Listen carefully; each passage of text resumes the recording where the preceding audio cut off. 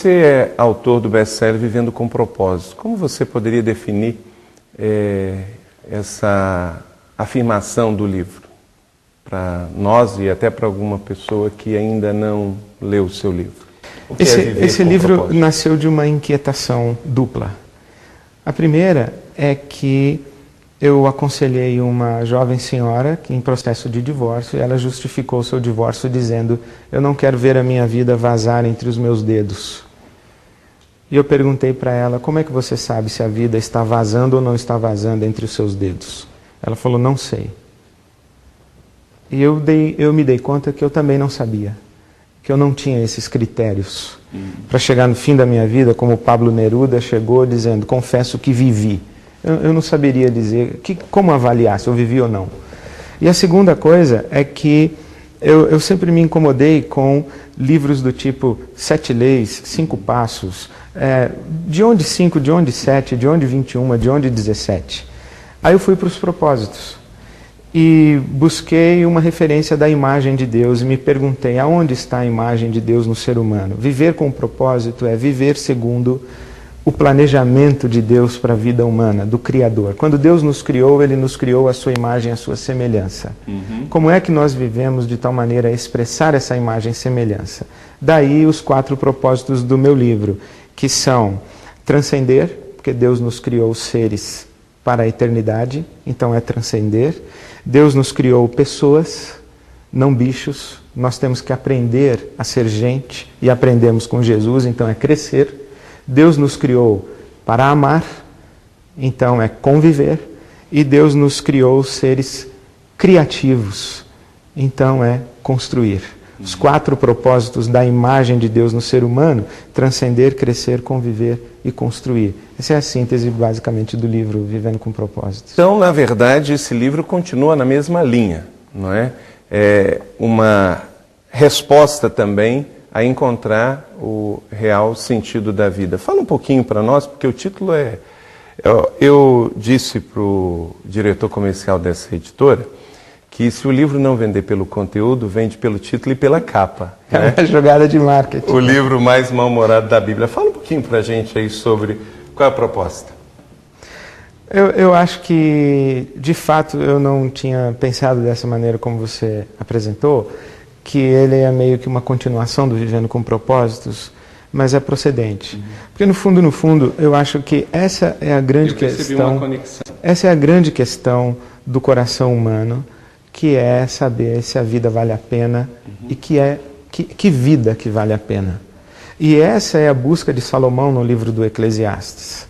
No livro do Eclesiastes, ele olha para o mundo do jeito como o mundo é, ele não se sente confortável, ele não se sente encaixado, ele percebe que o mundo tem alguns buracos de nexo e de lógica, que a vida como ela não é como nós gostaríamos que fosse, principalmente não é como Deus imaginou e planejou que fosse, e ele diz: bom, mas viver nesse mundo aqui vale a pena? E é por isso que é o livro mais mal-humorado da Bíblia. Mal-humorado no sentido de distimia, a palavra grega que quer dizer desconforto. Salomão, o autor do Eclesiastes, é um homem desconfortável no mundo em que ele vive, assim como toda pessoa de bom senso e um mínimo de sensibilidade, também, né? Inconformado, e que busca, no meio dessa contingência do mundo e da ambiguidade do coração humano, busca um sentido e uma referência para a existência que ele vai encontrar em Deus. Você pode adquirir este livro em qualquer livraria na sua cidade, inclusive livrarias seculares. A Mundo Cristão tem feito um excelente trabalho de distribuição. Muito bom, parabéns pela escolha da editora. Parabéns para a editora. O seu livro. Isso. Ed, o nosso tempo terminou, infelizmente, mas eu queria que você respondesse uma pergunta e deixasse uma palavra para todos nós que nos assistem aí. O seu livro traz uma abordagem também bem clara, envolvendo vários aspectos de como vencer os dilemas da vida. Você já venceu os seus dilemas? E depois, então, deixa uma mensagem aí para o nosso pessoal, para a gente continuar nessa busca de Deus e da fé. Bom, eu respondo com um testemunho da minha conversa pastoral hoje pela manhã. Uma senhora disse para mim: pastor, eu não me sinto uma pessoa saudável. E como tantas pessoas que eu vejo na igreja. E eu disse assim: talvez você esteja prestando atenção demais nos hipócritas. Ela ficou assustada. Ela falou: como assim? Eu falei: porque a saúde humana não está na saúde em si. A saúde humana está em lidar bem com as suas enfermidades. Então, isso é ser saudável. Então, quando você pergunta, você já resolveu todos os seus dilemas? Foi o que eu disse para essa senhora hoje de manhã. Não, eu não resolvi, mas eu estou tentando resolver. Eu estou a caminho.